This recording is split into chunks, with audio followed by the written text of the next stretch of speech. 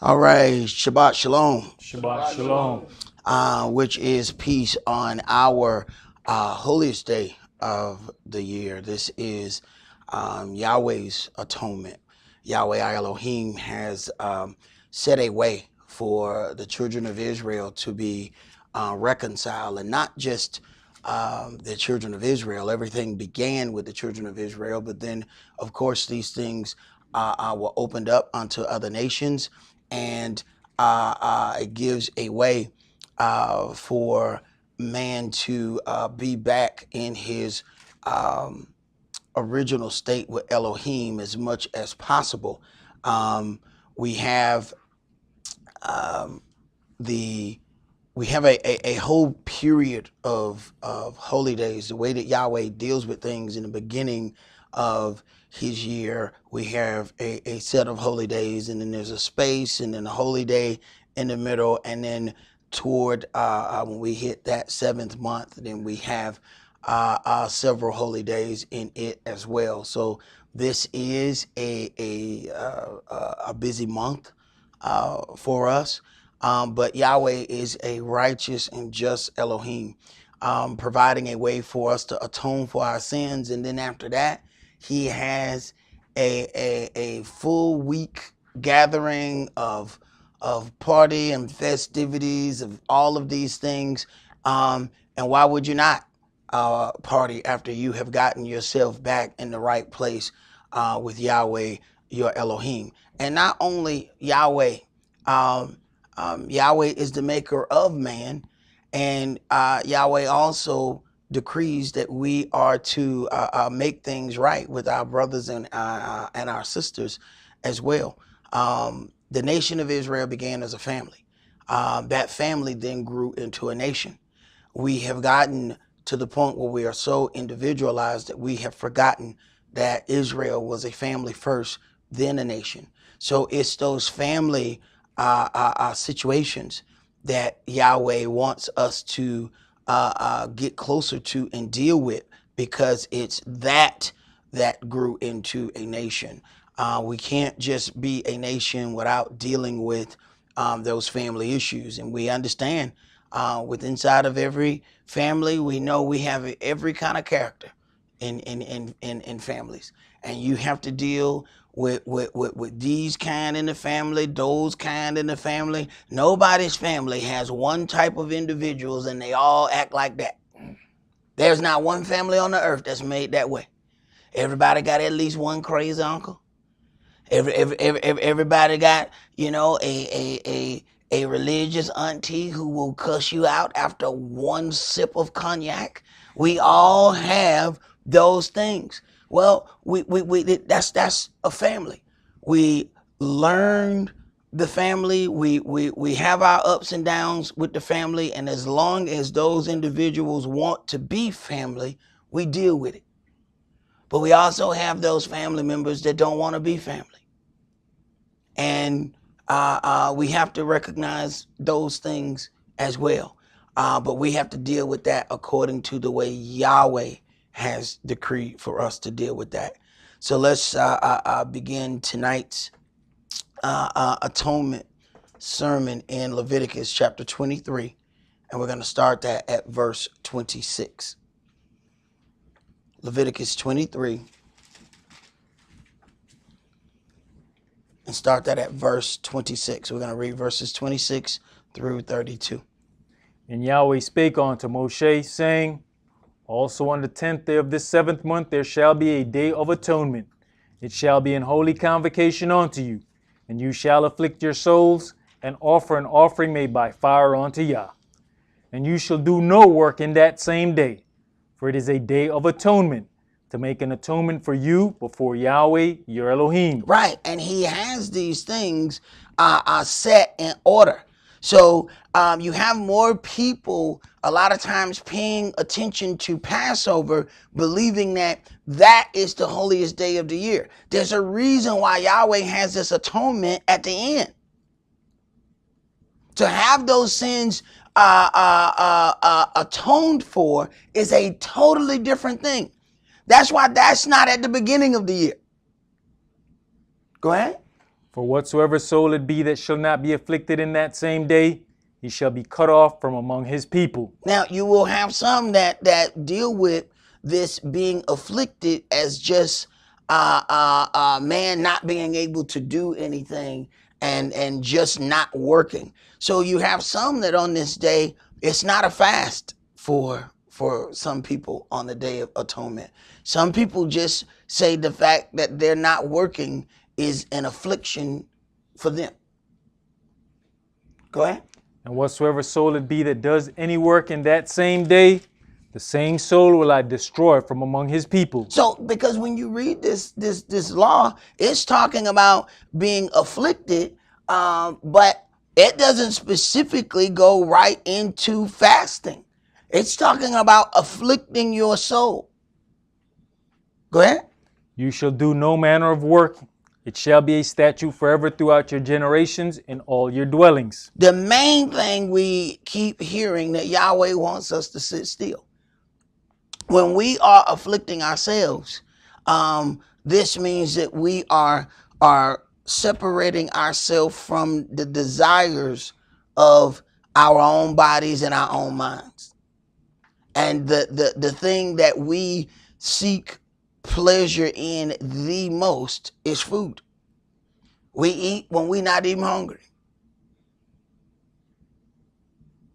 Go ahead. It shall be unto you a Sabbath of rest, and you shall afflict your souls in the 9th day of the month at even. Because the 9th day of the month at even begins the 10th day. Go ahead. From even unto even shall you celebrate your Shabbat. From even unto even. And let scriptures like this be what you read when the people start telling you about the 12-hour day and how a day begins in the light and they going into all of that.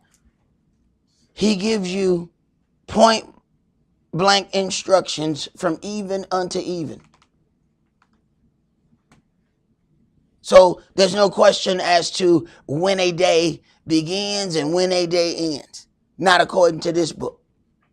Let's go to Isaiah chapter 58.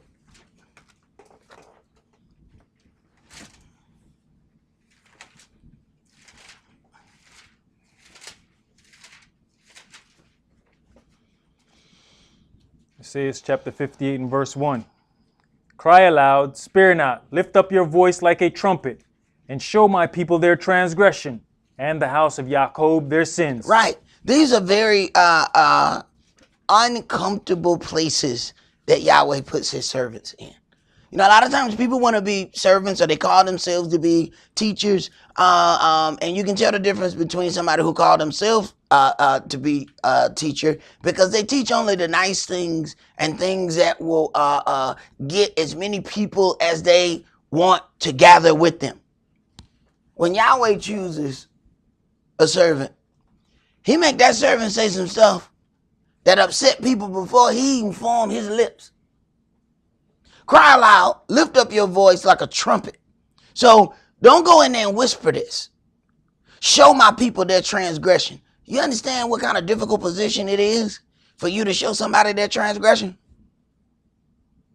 Because we going into the defense mode, and what we do, we think that if we can attack the person who is showing us our transgression, somehow it will eliminate our transgression.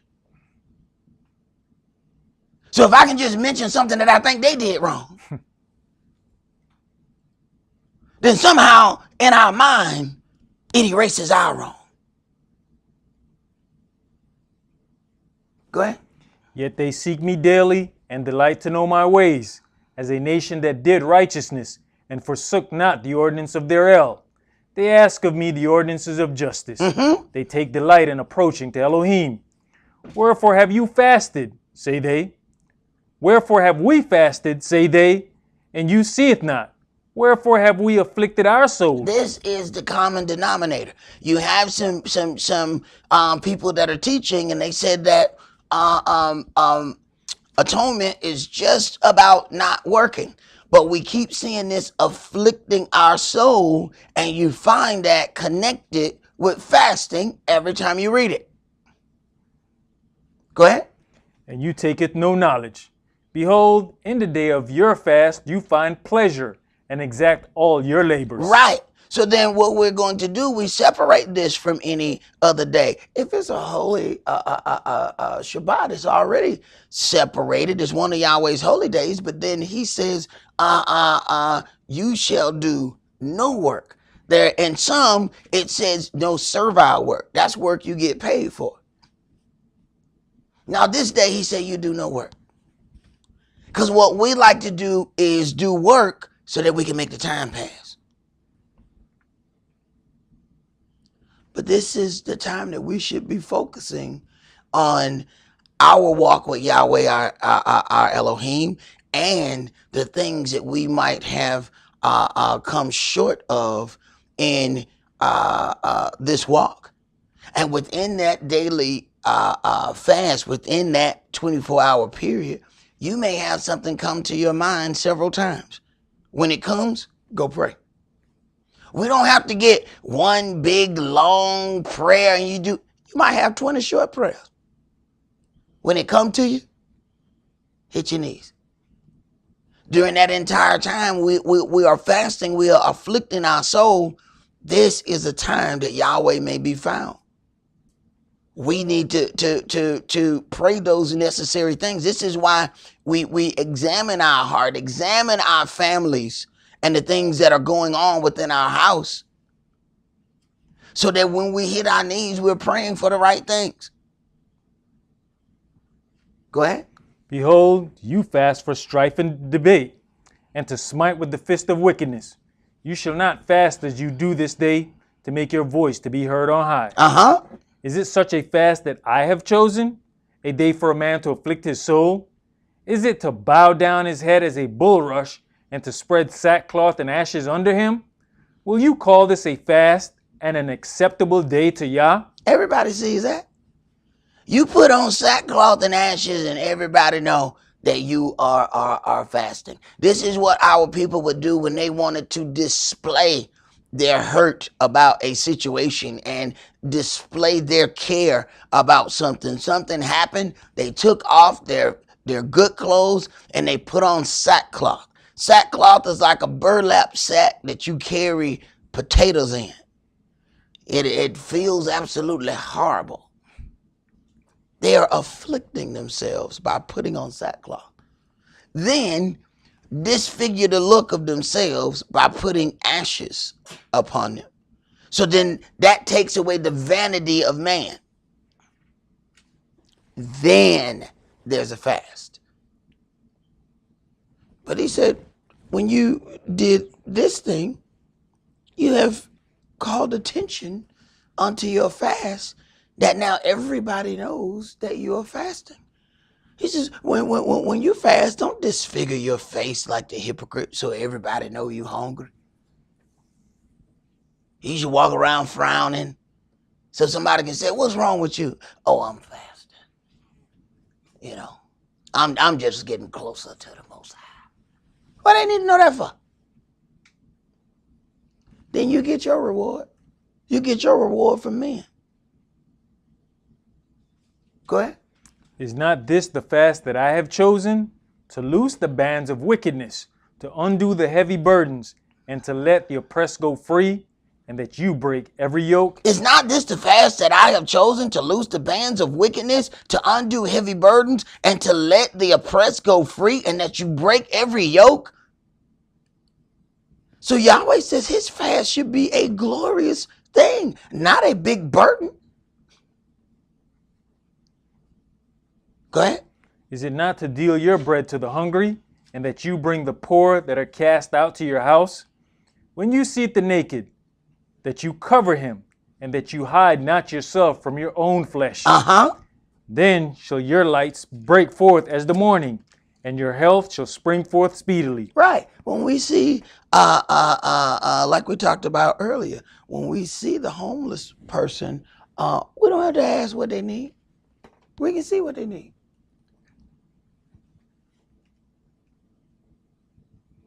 Go ahead. And your righteousness shall go before you. The glory of Yahweh shall be your reward.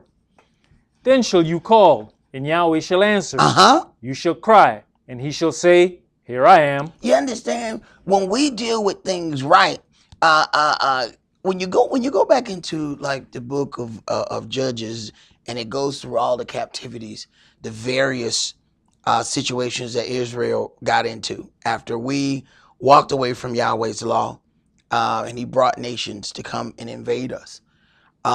You find that thing where eventually the children of Israel called on Yahweh in unison. You may find that it was 10, 12 years of captivity. Then all of a sudden Yahweh heard them. When we start doing things collectively, correct according to this law, our problem is we're trying to do everything individually. Well, I think I may get deeper if I do this, and then I'm going to go over here and I'm going to learn this, and I'm going to do this.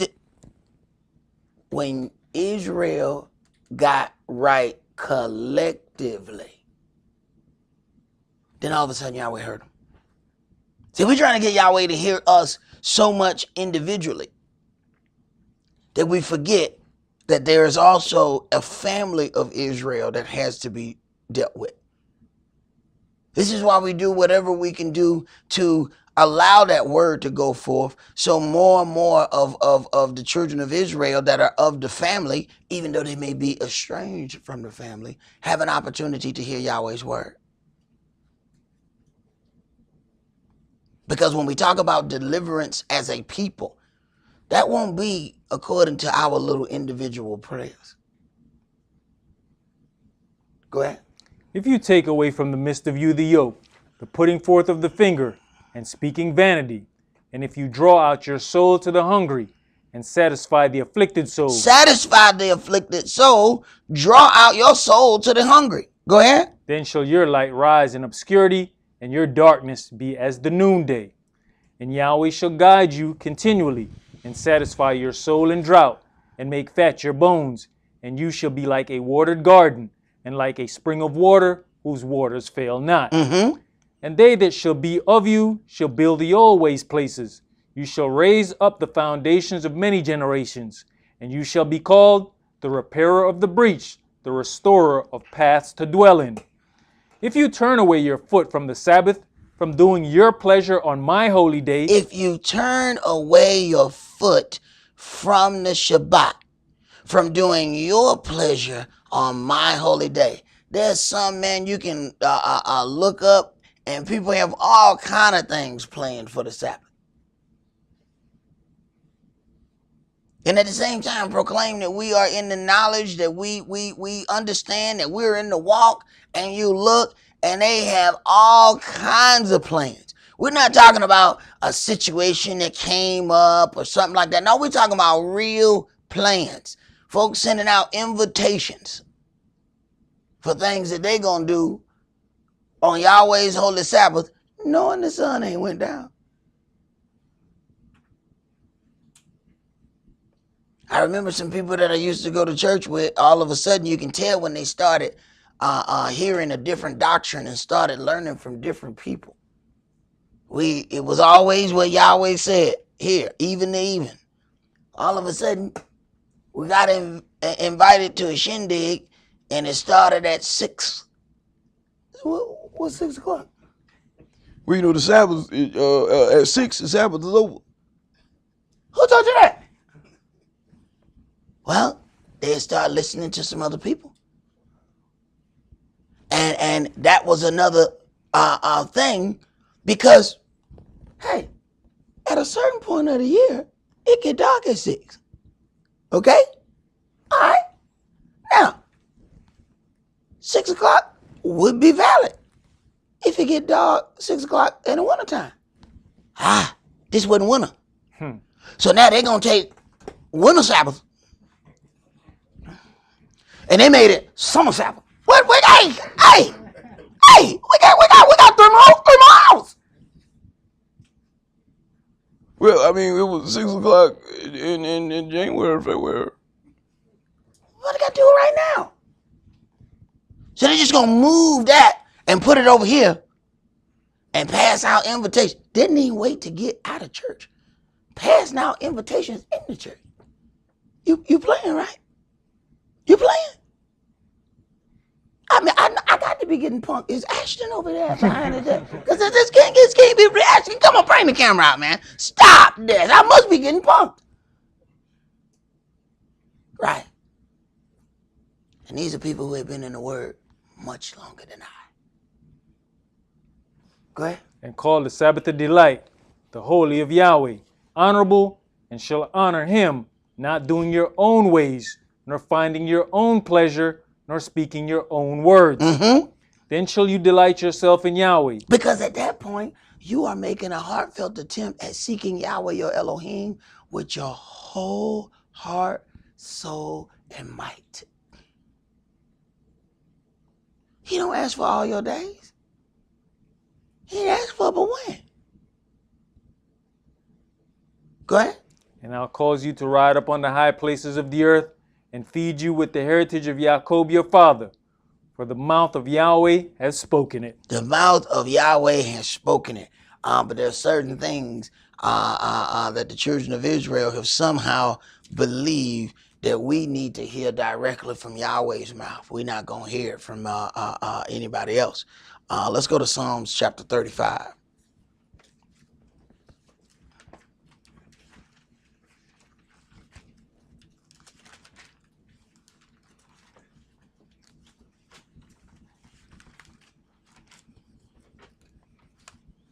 See, this practice of denying the flesh is something that we have to have practice in every year, because you'll find that as you deny this flesh, the flesh is the biggest organ you have.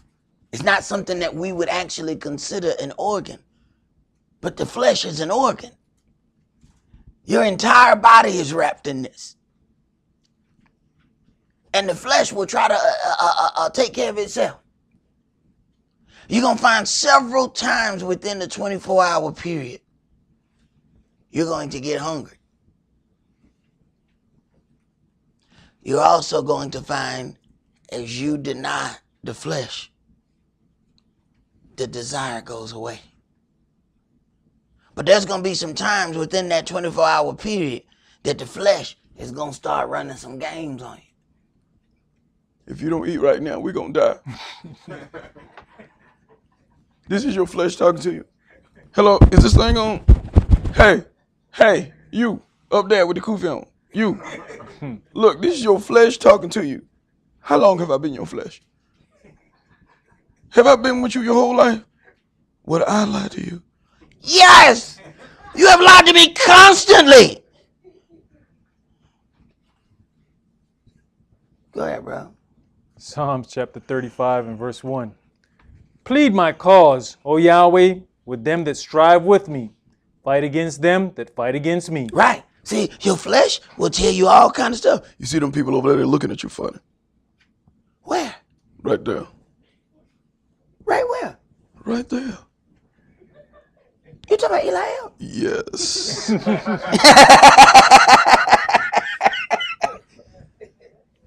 No, man, them cool. Not today.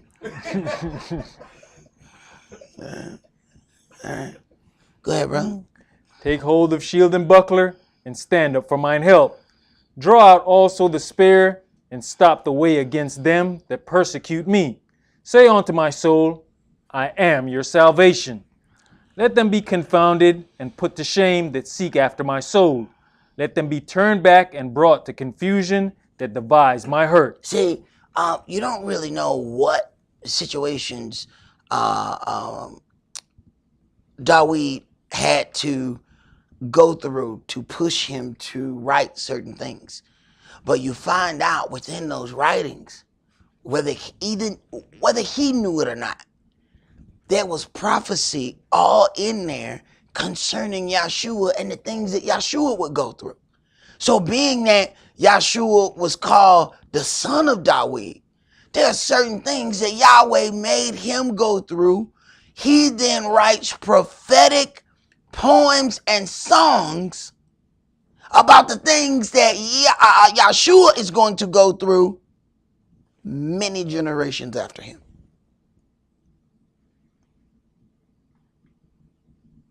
Go ahead. Let them be as chaff before the wind, and let the angel of Yahweh chase them. Let their way be dark and slippery, and let the angel of Yahweh persecute them. For without cause have they hid for me their net in a pit, which without cause they have digged for my soul. Let destruction come upon him at unawares, and let his net that he has hid catch himself. My mama always told me when I was little, whenever you dig a hole, dig two. One for them and one for you. Some of us don't even recognize our hole until we find our shovel. Wait a minute, this shovel got my name on it. Right, because you dug that hole. That's your hole. It's got to be real bad when you realize you dug a hole for yourself. Go ahead. Into that very destruction let him fall. And my soul shall be joyful in Yahweh. It shall rejoice in his salvation. All my bones shall say, Yahweh, who is like unto you, which delivereth the poor from him that is too strong for him? Yea, the poor and the needy from him that spoileth him. False witnesses did rise up. They laid to my charge things that I knew not. Right. All of these things that they ended up doing to Yahshua. Because when they get ready to persecute a righteous man, they have to make false witnesses stand up and proclaim some things. So some of those people are tricked into offering a false witness, and others are just straight false witnesses. But when they got ready to offer false witness against Yahshua, they couldn't even agree on which thing they was going to witness against him. Go ahead. They rewarded me evil for good to the spoiling of my soul. But as for me, when they were sick, but for me, they have rewarded me evil for the good to the spoiling of my soul. Here it is. Yahshua is offering himself as a atonement for the children of Israel. And then instead of being gracious about it, we were absolutely vindictive and horrible.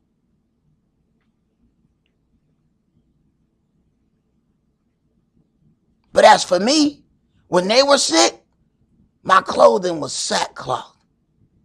I humbled my soul with fasting, and my prayer returned into mine own bosom. So they've rewarded me evil for good. Go ahead. I behaved myself as though he had been my friend or brother. Right, because you'll find that some are your friend as long as you do what they say. As long as you do everything they like, they are your friend. Go ahead. I bowed down heavily as one that mourns for his mother. But in mine adversity they rejoiced and gathered themselves together. Yea, the abjects gathered themselves together against me, and I knew it not. They did tear me and ceased not. Right. They gathered together to rejoice at my hurt, and I knew it not. They had little private shindiggery moments. Rejoicing at what they thought was my fall. Sometimes a perceived fall could be the best thing that could ever happen to you. When I went through some things after my elder died, it hurt me deeply. But when my so-called friends, and I had some that had been around me for some years, when they thought I had fallen and lost everything, they turned to be somebody else's friend. What would have happened if things wouldn't have went like that? I had one brother that stayed with me 4 years.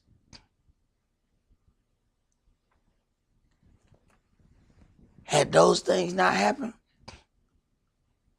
it would have been somebody else sitting in this seat right here where Kish is. It would have been somebody else sitting in that seat where Eli is. Because I would have still thought they were true. It took adversity for them to show their hand. So it was needful for me to go through that. Go ahead, bro. With hypocritical mockers and feasts, they gnashed upon me with their teeth. Adonai, how long will you look on? Rescue my soul from their destructions, my darling from the lions. I will give you thanks in the great congregation. I will praise you among much people. Let not them that are mine enemies wrongfully rejoice over me, neither let them wink with the eye that hate me without a cause. They hate me without a cause. They believe they have a cause. Everybody believes they have a cause. And as the word says, produce your cause. Let's see if your cause is just according to Yahweh's laws, statutes, and judgments. Because if it's based on what you think, feel, and believe, and what you don't like, that's going to burn up in the fire. That's not going to abide the fire at all. See, Yahweh don't come out of his great holy place to come and mediate a situation of feelings. Now, did you call me off of my throne to come and deal with your feelings?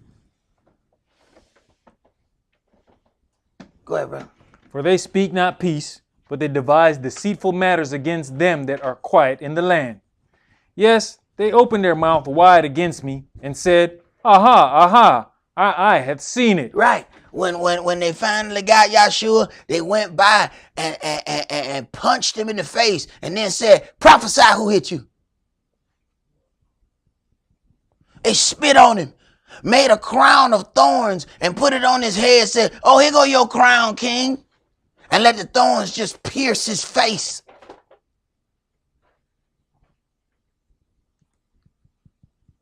My oh my, the things that we will do when we think the individual before us is powerless. They have no idea they are in front of the most powerful entity that this earth will ever see. But he seemed powerless at that moment. What was the power in him appearing powerless? He gave Yahweh an opportunity for them to show what was truly in their heart. See, had they seen the true power of Yahshua and what he could do, this is why he said, think not that I can't call my Father and I can get legions of angels. But because he appeared powerless, it brought out what was truly in somebody's heart. Go ahead. This you have seen, O Yahweh. Keep not silence. O Adonai, be not far from me.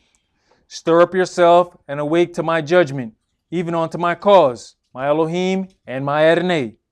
Judge me, O Yahweh, my Elohim, according to your righteousness, and let them not rejoice over me. Let them not say in their hearts, Ah, so would we have it. Let them not say, we have swallowed him up. Let them be ashamed and brought to confusion together that rejoice at mine hurt. Let them be clothed with shame and dishonor that magnify themselves against me. Understand, even the word it is written, when Yahweh is dealing with a situation or dealing with somebody, don't you laugh. See, you go to laugh at their calamity and Yahweh said, oh, because you laugh, I'm done. What do you mean you done? No, they supposed to get 4 more kicks and 2 slaps. No. Because you laughed, because you rejoiced at their hurt, I'm done now. You ended their judgment by how you dealt with it. Go ahead. Let them shout for joy and be glad that favor my righteous cause. Yes, let them say continually, let Yahweh be magnified, which has pleasure in the prosperity of his servant. And my tongue shall speak of your righteousness and of your praise all the day long. All right. Let's go to Leviticus chapter 6.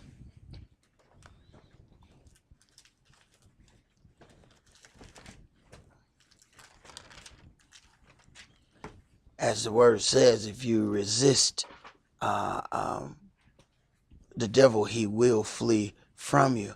You find out how much the adversary uses this flesh.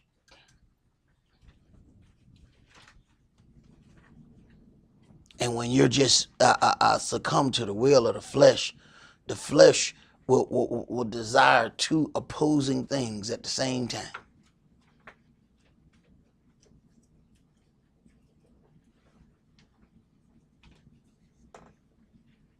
Leviticus chapter 6, and let's read verses 1 through 7.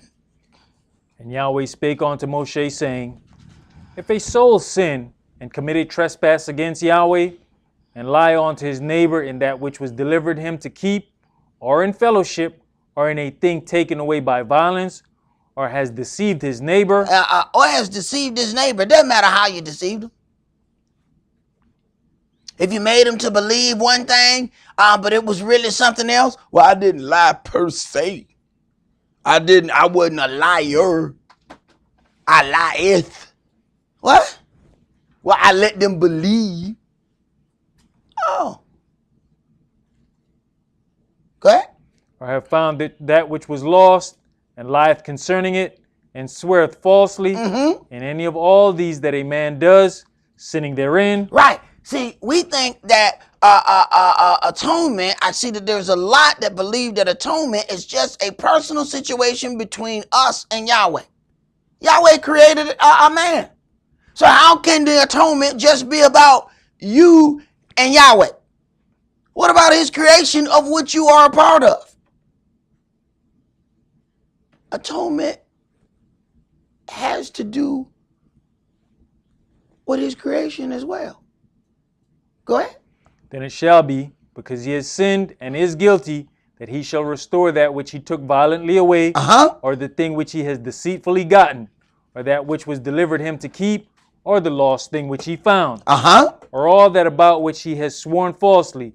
He shall even restore it in the principal, and shall add the fifth part more thereto, and give it unto him to whom it appertaineth, in the day of his trespass offering. Right. So this is not just a situation as far as atonement where we just get to personally deal with Yahweh and we don't have to deal with nobody or nothing else.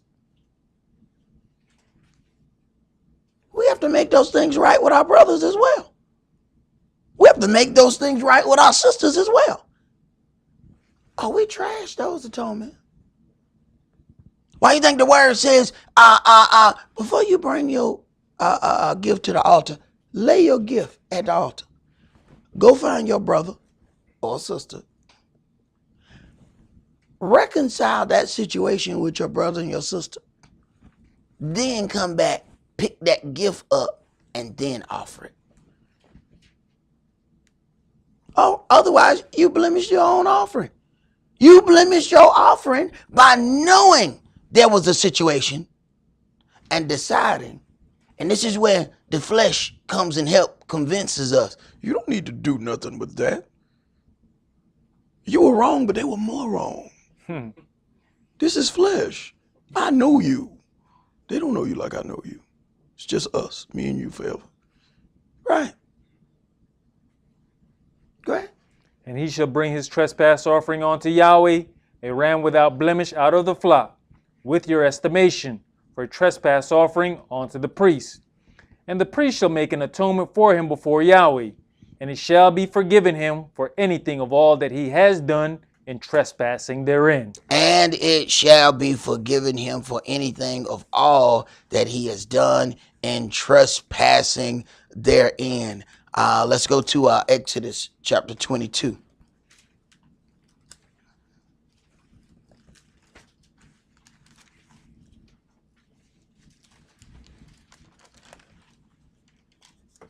So there's the things that we have to do in making our atonement for Yahweh our Elohim. But for Yahweh our Elohim to even look and see that we have done something with our whole heart, that means we are also examining those situations that we have gotten into with our brothers and with our sisters. And we have a real issue when you go back to some things that were said in Psalm 35. King David said, they have rewarded me evil for good. See, by the time we get into an altercation with somebody, we have forgotten all the good that they have done previously for us. Because a lot of times what we think about is what's happening right now. We may not look at all of the things that somebody has sacrificed to do some things for us. Because, you know, that's past. Oh, but Yahweh counting. Man, you forgot when this was done for you? You forgot when this was done for you? And then this is how you reward for that? Last thing you want is for Yahweh to look at our actions and say, oh, you wicked servant. I forgave you all that debt. Go ahead. Exodus chapter 22 and verse 1. If a man shall steal an ox or a sheep and kill it or sell it, he shall restore 5 oxen for an ox and 4 sheep for a sheep. Right. So then you see, in dealing with some of these things, there are some specifics. You have certain things that you add the fifth part to, but when you deal with ox and sheep, and ox is a man's work animal. You take a man ox. This is his ability to provide for his family. If a man shall steal an ox or a sheep and kill it or sell it, he shall restore 5 oxen for an ox and 4 sheep for a sheep. You made money with that you stole. Go ahead. If a thief be found breaking up and be smitten that he die, there shall no blood be shed for him. If the sun be risen upon him, there shall be blood shed for him, for he should make full restitution. If he have nothing, then he shall be sold for his theft. If the thief be certainly found in his hand, verse 4, if the theft be certainly found in his hand alive, whether it be ox or ass or sheep, he shall restore double. Right. So if he took it and he sold it, it's 5 oxen for an ox and 4 sheep for a sheep. If the theft be found in his hand alive, he shall restore double. So you steal 1, you got to get back 2. See, we think, all right, you caught me. Go on and take it back. I'll take that one and that one over there. Go ahead. If a man shall cause a field or vineyard to be eaten, and shall put in his beast, and shall feed in another man's field, of the best of his own field and of the best of his own vineyard shall he make restitution. Right. So you can't make restitution and say, all right, well, y'all can eat over here in this little nasty part of the land right here. I got a little marsh land over here, some little nasty stuff. They might fall in one of those water pits, though. But going on over there, because sometimes it look like grass and you step in it and you fall in. Going on over there. No. Show me what the best of the field is. See, this is how Yahweh encourages us to do right by one another. Go ahead. If fire break out and catch in thorns, so that the stacks of corn or the standing corn or the field be consumed therewith, he that kindled the fire shall surely make restitution. Shall make restitution. You have to set that thing right that individual lost. And let's say if we out spreading rumors about people. How do you fix that?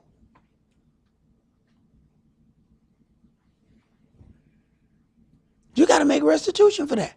You harm somebody's good name. Go ahead. If a man shall deliver unto his neighbor money or stuff to keep, and it be stolen out of the man's house, if the thief be found, let him pay double. If the thief be not found, then the master of the house shall be brought unto the judges to see whether he have put his hand unto his neighbor's goods. For all manner of trespass, whether it be for ox, for ass, for sheep, for raiment, or for any manner of lost thing, which another challenged to be his, the cause of both parties shall come before the judges. And whom the judges shall condemn, he shall pay double unto his neighbor.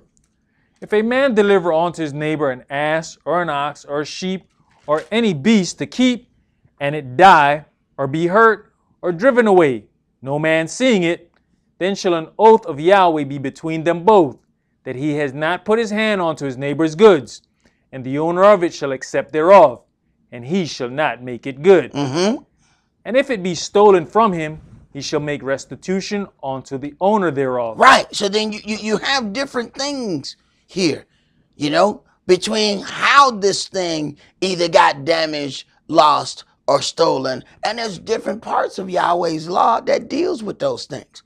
All of this is still connected with atonement. See, we want to deal with this portion of atonement with just us going to talk to Yahweh in our own little private space, and we make our atonement, and it's over. And all we had to do was deal with him. All this is connected. You can't love Yahweh, your Elohim, and then hate your brother. And your actions are what say you hate your brother or your sister. Go ahead. If it be torn in pieces, then let him bring it for witness, and he shall not make good that which was torn. And if a man borrow aught of his neighbor, and it be hurt or die, the owner thereof being not with it, he shall surely make it good. But if the owner thereof be with it, he shall not make it good. If it be an hired thing, it came for his hire. And if a man entice a maid that is not betrothed, and lie with her, he shall surely endow her to be his wife. Now, if you're not really meditating on this thing, it seems like Yahweh had a little ADD right here. It's like he just got into a totally different thing. He can't focus. Like it's some real attention deficit going on right here. Well, Yahweh just went in with spiritual restitution on a whole nother level. Pay attention. And if a man entice a maid that is not betrothed, and he lie with her, his restitution, he shall surely endow her to be his wife. That is not disconnected from all the things that you just read before it. This is restitution on another level. Go ahead. If her father utterly refuse to give her unto him, he shall pay money according to the dowry of virgins. So you have all of these things. That is not just something that was there. Those things are connected to dealing with restitution. Let's go to Genesis chapter 4.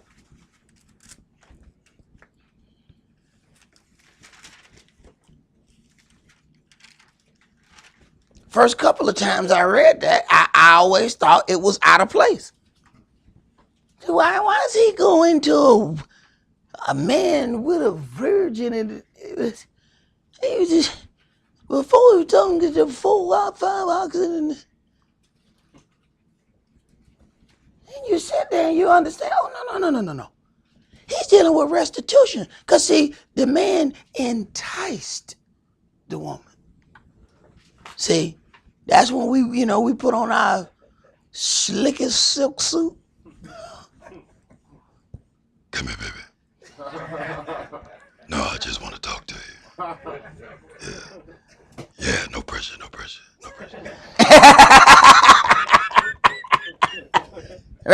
Right. Yahweh said, that's yours. No, but go on with him. Right. Genesis chapter 4, and we're going to read verses 1 through 16. And Adam knew Eve his wife, and she conceived and bare Cain, and said, I've gotten a man from Yahweh. And she again bare his brother Abel.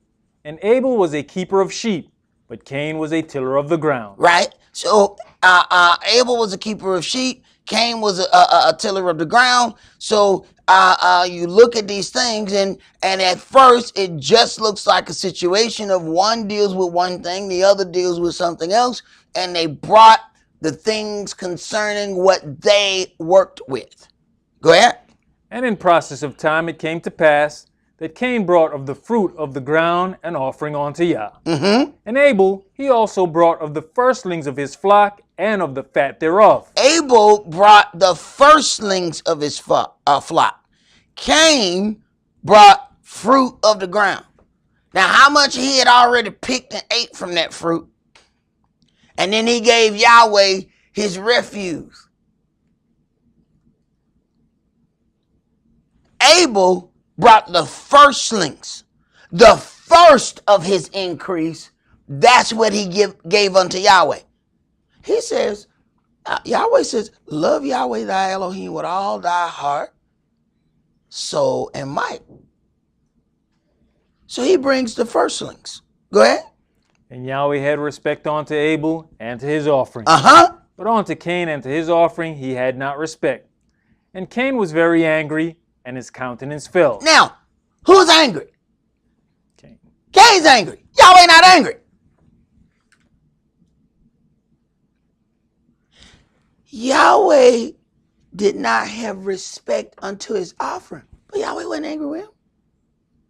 He wasn't angry with him. He got angry on his own. Yahweh didn't make him angry. Yahweh did not respect the offering. Go back and figure out what was wrong with your gift of service. See, sometimes we think we're doing the job and we're doing our minimum. Then we see somebody else get the job and they make it pop. Now we realize that we didn't do all that we were supposed to do when the job was ours.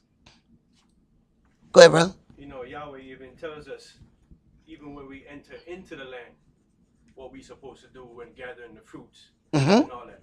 So, right. You know, knowing that, there's something that we're supposed to do, and there's a way how we're supposed to do it when we enter into the land.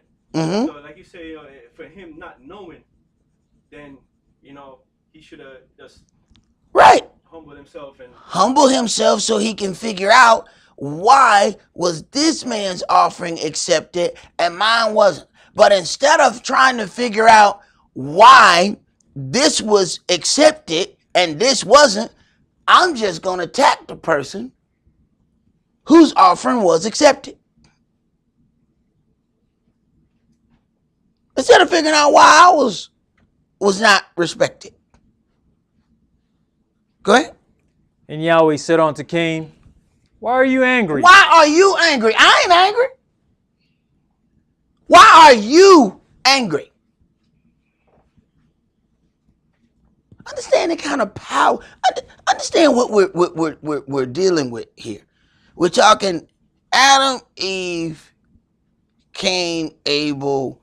You're talking about they have a level of power right now that is on a different level than what we have.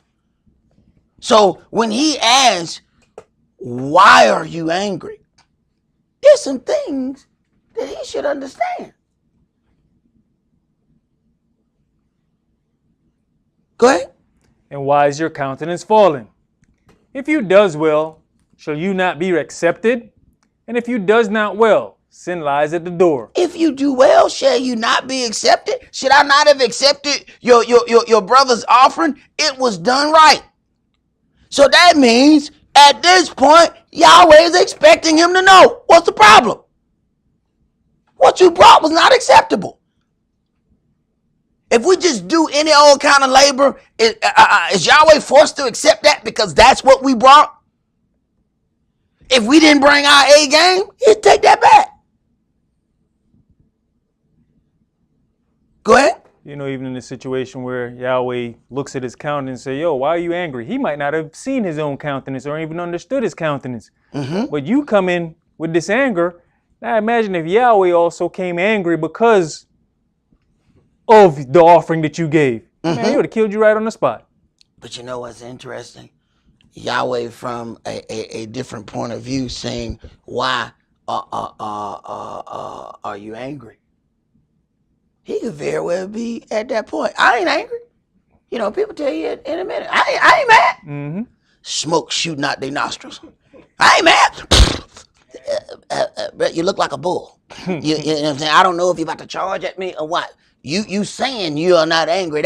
See, your mouth saith one thing. Your body language saying something altogether different. And sometimes we don't know that those two things are not in agreement with each other. See? Go ahead. And unto you shall be his desire, and you shall rule over him. And Cain talked with Abel his brother. And it came to pass, when they were in the field, that Cain rose up against Abel his brother, and slew him. And Yahweh said unto Cain, Where is Abel your brother? And he said, I know not. Am I my brother's keeper? Here's that point where it is absolutely impossible to get any atonement. The first step is the hardest step, because this is where self-preservation creeps in. Where's your brother? I don't know. Is it my job to look after him? He already committed a murder. Now here come pride and stiff-necked position against Yahweh his Elohim. So we fight against repentance at the first step, because we're not going to acknowledge anything that happened. And somehow the other person was more wrong to us than we are. So, the two wrongs cancel out, Go ahead. And he said, What have you done? The voice of your brother's blood cries unto me from the ground. And now are you cursed from the earth, which has opened her mouth to receive your brother's blood from your hand. When you tilleth the ground, it shall not henceforth yield unto you her strength. A fugitive and a vagabond shall you be in the earth. And Cain said unto Yahweh, Check this out. My punishment is greater than I can bear. The murderer who has done wrong then proclaims that his punishment is too difficult. But being selfish is something else, ain't it? Did you just murder your brother and then tell me that your punishment is too severe?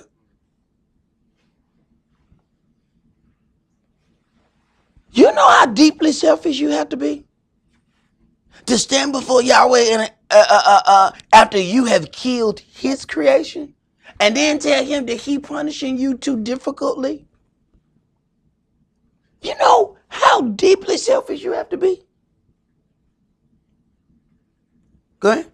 Behold, you have driven me out this day from the face of the earth. And keep complaining. Brother dead, done murdered him. But my punishment is just too difficult. You have driven me out this day from the face of the earth. Go ahead. And from your face shall I be hid. Right. That's why I killed him, so I could be closer to you. I did this for you, Yahweh. I did this for us. Go ahead. And I shall be a fugitive and a vagabond in the earth. And it shall come to pass that everyone that finds me shall slay me. No. At least they do to me what I did to my brother. Go ahead. And Yahweh said unto him, Therefore whosoever slays Cain, vengeance shall be taken on him sevenfold. And Yahweh set a mark upon Cain, lest any finding him should kill him. Check that out. Then Yahweh then protects the murderer.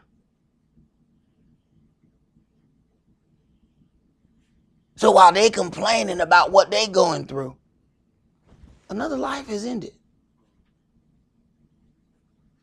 Go ahead. And Cain went out from the presence of Yahweh and dwelt in the land of Nod on the east of Eden. Right. So then we see that this sin has separated us from Yahweh. The same thing that it does today. It separates us from Yahweh our Elohim. And then Yahweh has created a system to bring man back with all of his holy days, to then keep that atonement, take part in that atonement, to then get ourselves back in the right place. See, they don't have any of these things. Yahweh hasn't put these things into place. Now he's got to figure out all of this and set all these things in order. He probably could have waited quite some time before he gave them all of those things. But once several of these things have taken place, he's got to make a way for man's redemption.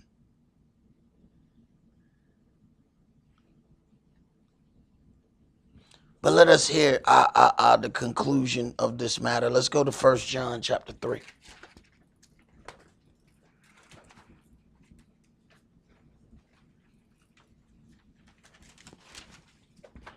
So this is probably one of them nights if people say, no, he can do a long class.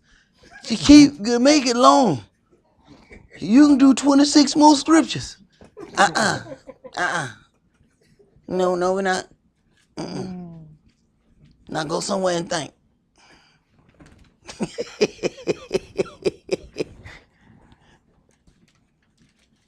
1 John chapter 3, and we're going to read verses 1 through 21. Behold, what manner of love the Father has bestowed upon us, that we should be called the sons of Elohim. Therefore the world knows us not, because it knew him not. Beloved, now are we the sons of Elohim, and it does not yet appear what we shall be. But we know that when he shall appear, we shall be like him, for we shall see him as he is. And every man that has this hope in him purifieth himself, even as he is pure. Right. We know that the flesh and the spirit wars against each other. But we can give it a perfect try. Go ahead. Whosoever commits sin transgresses also the law, for sin is the transgression of the law. Right. And if this is what they say the New Testament is, the law is nailed to the cross, then how is there still sin?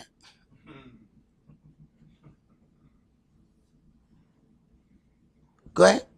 And you know that he was manifested to take away our sins, and in him is no sin. Whosoever abides in him sinneth not.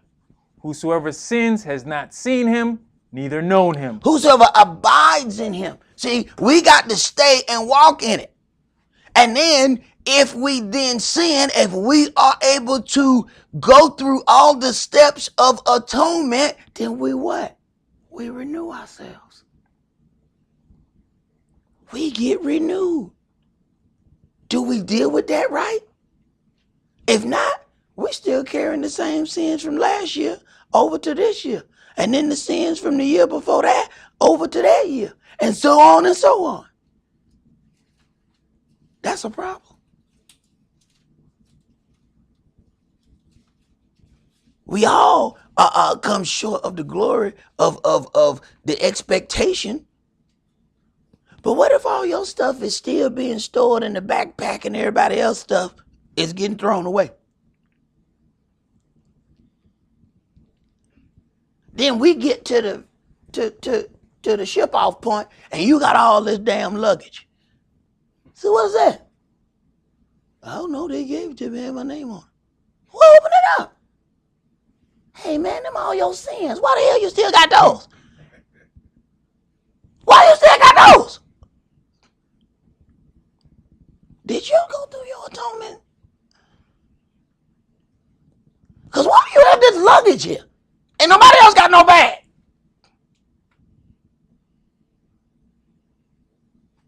Go ahead. Little children, let no man deceive you. He that does righteousness is righteous, even as he is righteous. He that commits sin is of the devil, for the devil sins from the beginning. For this purpose the Son of Elohim was manifested, that he might destroy the works of the devil. Right. And the adversary of the devil has absolutely no desire for you to stop in your sinful nature. He's absolutely no desire for you to curve any of those things. So in other words, he uses the flesh as much as possible. He couldn't wait until Yahshua was wrapped in a fleshly covering. He was up in his face immediately. I'm talking as soon as the spirit descended in the bodily shape of a dove and rested on that body, here come Lucifer. He had it. He like the brother that just hang at the mall and watch the door for the little young girls. Hey, How you doing? Oh, he couldn't wait. Soon as he got in that body, hey, you hungry? I bet you won't throw yourself off this cliff. I mean, he couldn't wait. Right. He used that flesh. Because he figured now, Yahshua wrapped in flesh, he got limitations. I need to test him according to these limitations. Well, he know we wrapped in flesh. He know we have limitations. So I'm going to test them with that limitation that they got. Go ahead. Verse 9. Whosoever is born of Elohim does not commit sin, for his seed remaineth in him, and he cannot sin because he is born of Elohim. And you have several different levels of that. Whosoever is born of Elohim, when you deal with those that are resurrected and have that new body, it says what? In Revelations, it talks about they are virgins, for they are not defiled with women. They got a new body. They don't even have a desire for that. So you got that one level. Then whosoever is born of Elohim does not commit sin if you deal with the seed of Elohim remaining. See, man's seed remains if he's born again because he doesn't procreate. If you deal with it on the other level, then you have Elohim's seed, then we may sin, but if we are able to come back at 1 mint, those things get cleared up. So then you have a difference between falling in sin and sinning in continuance. Two totally different animals. Go ahead. In this the children of Elohim are manifest, and the children of the devil. Whosoever does not righteousness is not of Elohim, neither he that loveth not his brother. For this is the message that you heard from the beginning, that we should love one another. Loving one another is part of having respect unto Yahweh's creation. Yahweh didn't just make you. He made the person sitting next to you too. And if you only have love for you, but you hate the person sitting next to you, you are a disrespect to Yahweh's creation. Go ahead. Not as Cain, who was of that wicked one, and slew his brother. Cain was of the wicked one. Wait a minute now. Cain had the same mom and daddy that Abel had. Oh, the spirit in which he operates. See, you are the sons and daughters of whom you obey. If you obey the dictates of the flesh, then your daddy is the adversary of the devil. I don't care who your natural daddy is. Your spiritual daddy is the devil. If that is what you listen to and obey. And remember, the flesh